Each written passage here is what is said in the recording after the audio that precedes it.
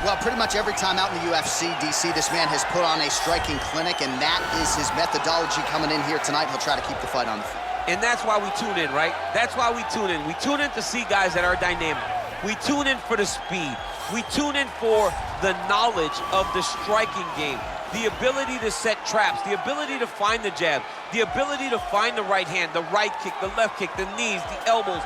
He truly uses every weapon that he has in his arsenal to try and finish his opponents. You make one mistake, night's over. You cannot make mistakes against a guy that has the striking acumen of this guy right here. And the jab is not as underutilized a weapon as it was in MMA, say 5 or 7 years ago, but he's got as good a jab as anyone in the business, and that is where all of his striking flows off of. We'll see how it goes for him in this matchup tonight. Well, sometimes lost in the shuffle of all that is Colbi Kovington, we don't talk enough about just how elite a welterweight this is. Realized the UFC interim welterweight title back in the day, and he's a guy who many people believe on any given Saturday night he can be the top 170-pound fighter in the world. Absolutely, and it's the work ethic. It's the work ethic of Colbi Kovington that stands out. When I was at Oklahoma State as a coach, we wanted to recruit Colbi Kovington out of junior college because he was such a phenomenal workhorse.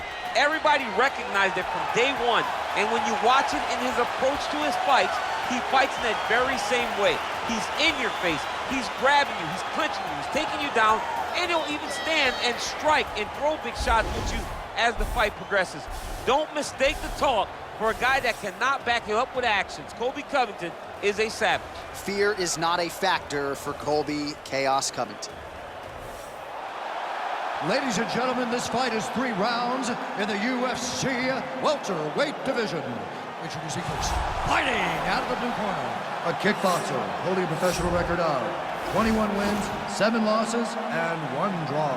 He stands 5 feet 11 inches tall, weighing in at 170 pounds. Fighting out of Brasilia, Distrito Federal, Brazil, Vисенте, the Silent Assassin, Luque! And now introducing his opponent, fighting out of the red corner, a wrestler holding a professional record of 16 wins, 3 losses. He stands 5 feet 11 inches tall, weighing in at 170 pounds. Colbi Chaos Covington! And when the action begins, our referee in charge, Yves Lavigne. The veteran Yves Lavigne draws the assignment here. You ready?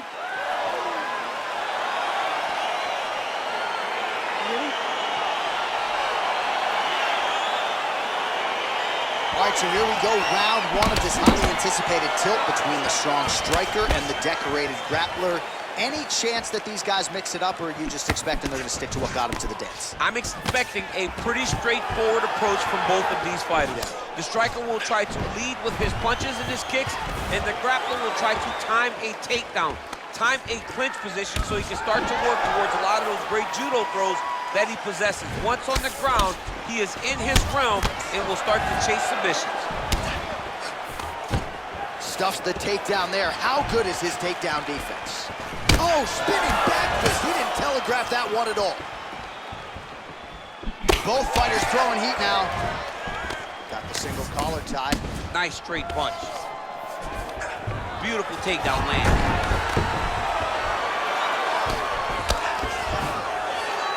Side control. Well, he's in a compromising spot here, DC. You got to figure out a way to get back to your feet. Man, this is some serious ground and pound here, DC. He's not just staying busy for the sake of staying busy. These strikes are doing damage. Oh, yeah. No pity pat to this guy. This guy's trying to land, and he's trying to land effective strikes. All right, bottom fighter here, maybe looking to hip escape, DC. Oh, he's got the ground and pound going now. Side control now, DC. A lot of options at his disposal from here. Oh, man. This ground and pound is good. Probably my favorite striking realm in MMA, and he's as good as it gets. The problem is his opponent is not controlling his posture. He's allowing his opponent to get up, and when he does, he creates this space to land these beautiful ground and pound combinations. Well, as usual, suffocating work from the top here by Covington. He's putting him in exactly the positions he needs to be in right now. He's able to relax here, and he understands, being a veteran of so many fights, that as long as he's on top, he's winning. He feels like he's winning here.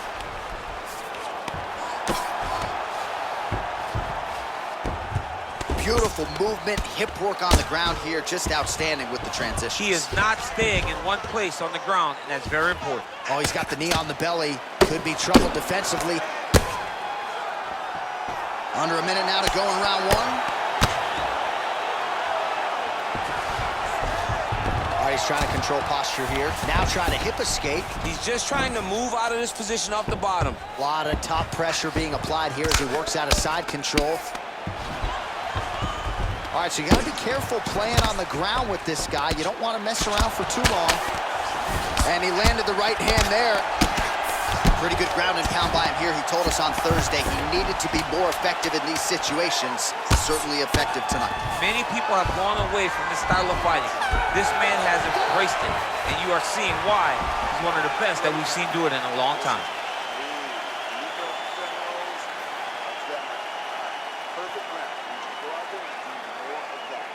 All right, now we check out some of the action from that previous round, DC. How about the display of striking? Just high level. I mean, you would think that we're watching a K1 level kickboxing match opposed to being in the UFC. Both displayed great technical skills, unbelievable striking. You ready? You ready? Second round underway. Oh! Oh, he's hurt bad. He's hurt bad, John. He's got to press him. He's got to go chase that finish down now. All right, so a nice job there defensively to raise the guard and prevent any damage. Those hands never leave where they're supposed to be. And if you do that, most times you will block the shot that's incoming.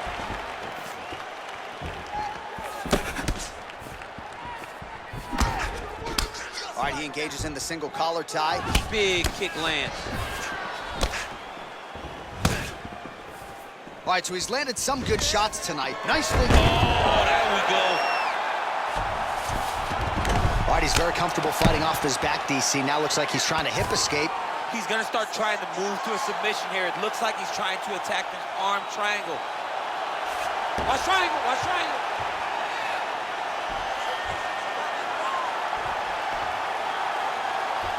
Needs to push the arm to the side. Get his head against the mat. Now watch, as he goes to the finish, watch his chest go to the mat. He goes flat. It's in there deep. There you go. Wow.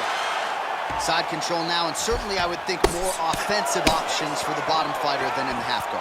Absolutely more offensive options, because now you can just start to get away. You can just go to a wrestler stand-up. Get to your knees, post your hands, don't allow him to get his hooks in, right? Really be aware of the hooks. But get to your hands, stand up, fight the hands, break away and escape. But it's so much more free-flowing than a half guard in the side control, because all you need to do is just get the opponent's body up, because his legs are just free to move. His legs are not controlling anything. His legs are just free, so you have more freedom to use yours. Oh, nice job here staying busy off of his back. Nice offense from the bottom. Outstanding ground and pound here. Somewhat of a lost art in MMA, at least in terms of making sure that every strike counts. Not an issue for him. He's making every single one of them count. He is not pity-patting. He's not touching. Every punch that lands, he wants you to feel it.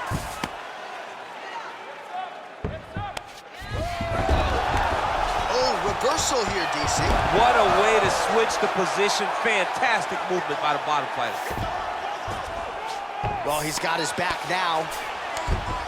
Well, anytime you are in a ground fighting situation with this fighter, you're potentially playing with fire.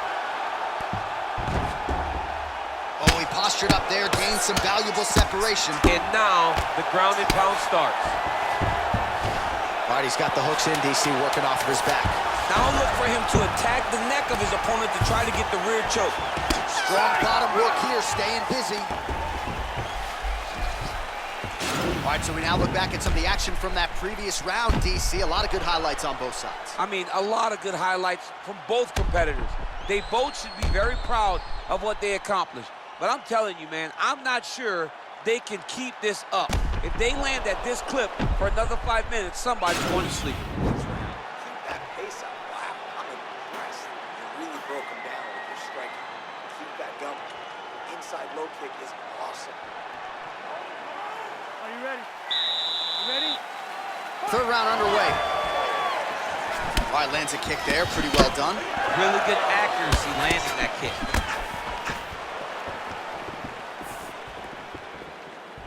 Oh, he lands another strike to the body, really starting to pile up these body shots here in the latter stages of this fight.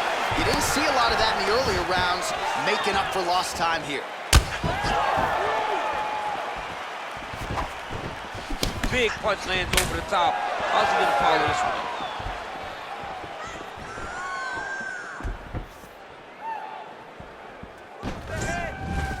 Right hand upstairs. Nice job to land the kick to the body there by He's gonna try to take him down. There you go. Oh, perfect entry to slam him down. All right, well, both fighters pretty comfortable on the ground, DC, but you got to be very careful hanging out here for too long if you're his opponent. Well, you got to stay busy on the bottom. He's doing it here. Nice punch.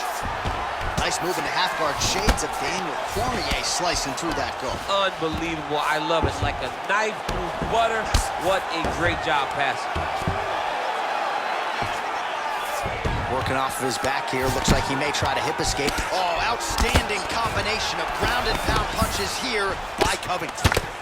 Keep it busy here off of his back. Nice offense from the bottom. Able to land the single ground strike there.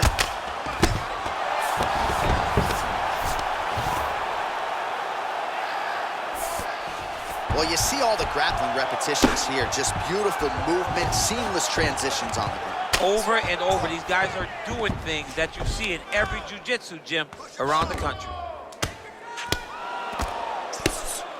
Under 2 minutes to go in our third and final round.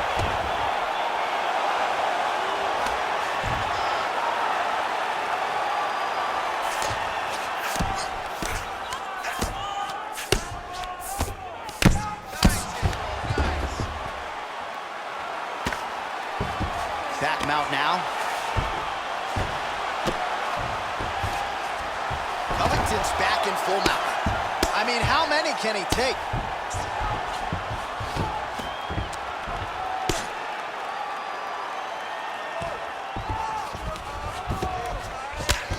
All right, 45 seconds now to go in the round. Man, this is some serious ground and pound. He's trying to put this dude's head like through the canvas. He's one of the better ground and pound fighters we have in the entire UFC, and you're seeing why. All right, so inside the open guard of his opponent. You got to be careful playing around for too long here on the ground with this guy. A lot of top pressure being applied here. Well, there are a few things more fun to watch in mixed martial arts than these type of transitions and scrambles on the ground. High-level grappling can really be entertaining. All right, so the fighters go the distance here tonight, but it went a whole lot better for one of them than the other. Talk us through the replays, champ. Some decisions are different than others, and his striking really did separate him from the competition. He fought so well in the stand-up game that he should get a very easy decision. The official decision is in. It resides with Bruce Buffer. Ladies and gentlemen, after 3 rounds, we go to the judges' scorecards for decision.